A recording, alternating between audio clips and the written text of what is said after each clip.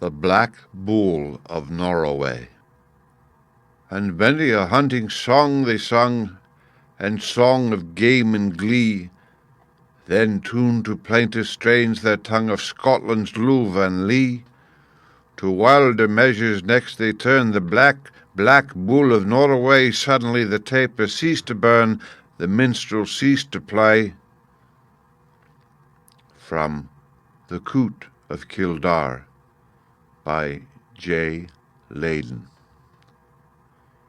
In Norroway, Langshan, there lived a certain lady, and she had 3 daughters. The oldest of them said to her mither, "Mither, bake me a bannock, and roast me a collop, for I'm going away to see my fortune." Her mither did say, and the doctor gaed away to an old witch washerwife, and telled her purpose. The old wife bade her stay that day, and gang and look out her back door, and see what she could see. She saw nocht the first day, the second day she did the same and saw nocht. On the third day she looked again, and saw a coach and 6 coming along the road. She ran in and telled the old wife what she saw. "Aweel," quo the old wife, "yon's for you." Say they took her into the coach and galloped aft. The second daughter says to her mither, "Mither, bake me a bannock, and roast me a collop, for I'm gone away to seek me fortune." Her mither did say, and awa she gaed to the old wife as her sister had done. On the third day she looked out the back door, and saw a coach and 4 coming along the road. "Aweel," quo the old wife, "yon's for you." Say they took her in, and aft they set. The third daughter says to her mither, "Mither, bake me a bannock, and roast me a collop, for I'm gone awa to see me fortune." Her mither did say, and awa she gaed to the old witch wife. She bade her look out her back door, and see what she could see. She did say, and when she came back, said she saw nocht. The second day she did the same, and saw nocht. The third day she looked again, and on coming back said to her old wife she saw nocht but a muckle black bull coming roaring alang the road. "Aweel," quo the old wife, "yon's for you."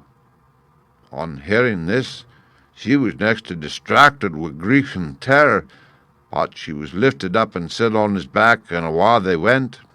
Aye, they travelled, and on they travelled, till the lady grew faint with hunger. "Eat out my right lug," says the black bull, "and drink out my left lug, and set by leavings." Say she did as she said, and was wonderfully refreshed. And lang they gaed, and sair they rade, till they came aside of a very big and bonny castle.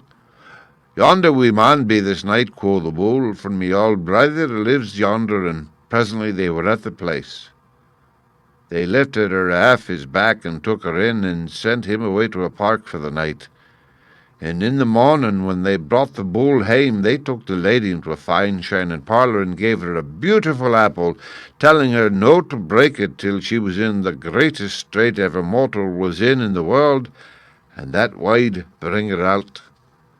Again she was lifted on the bull's back, and after she had ridden far, and farrer than I can tell, they came inside a far bonnier castle, and far farther awa than the last.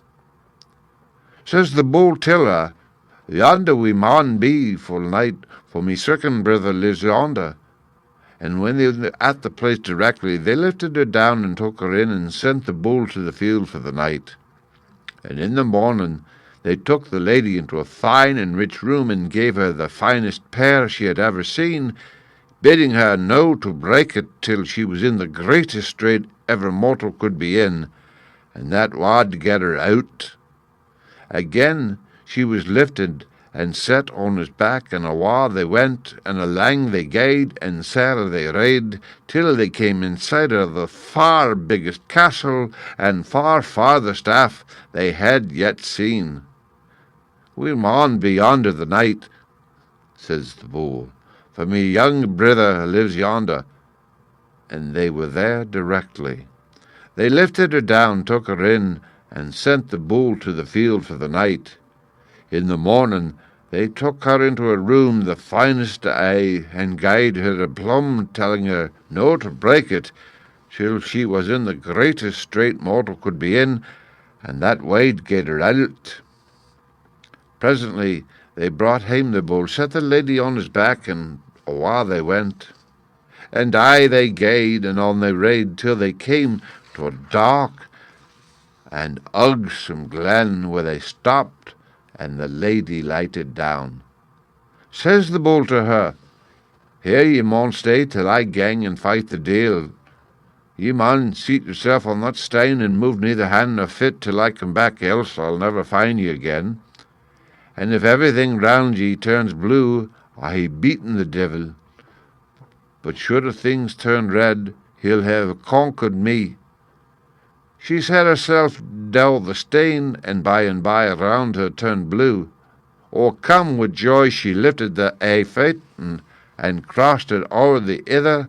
Sae glad was she that her companion was victorious. The bull returned and sought for, but never could find her. Lang she sat, and aye she grat till she wearied.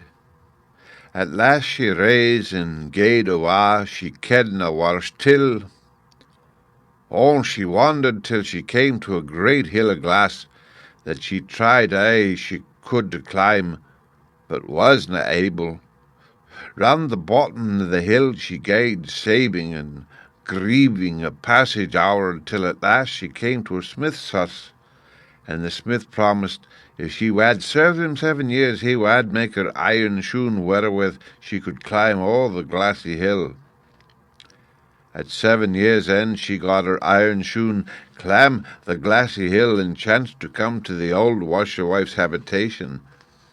There she was told of a gallant young knight that had given in some bloody sarks to wash, and whar washed thy sarks was to be his wife.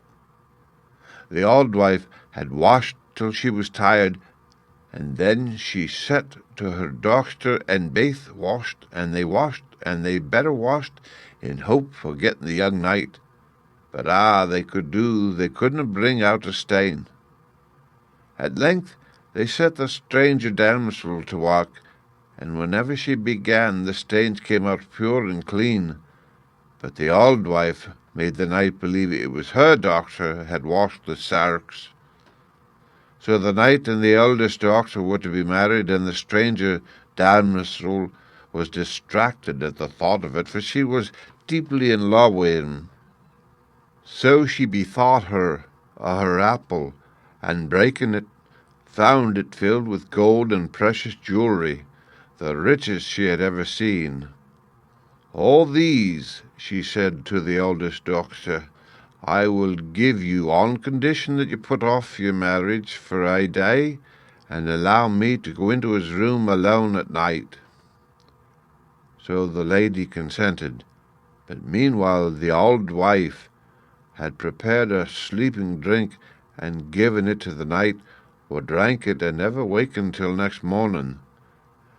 The leelang night that damosel sobbed and sang, "7 lang years I served for thee, the glassy hill I clamb for thee, the bloody shirt I rang for thee, and wilt thou no waken and turn to me?"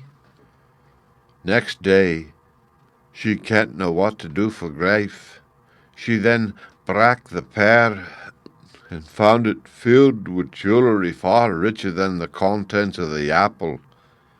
With thy jewels she bargained for permission to be a second night in the young knight's chamber. But the auld wife gied him anither slip and drink, and he again slept till morning. Night she kept sighing and singing as before. "7 lang years I served for thee," etc. Still he sleepet, and she nearly lost hope of the gither.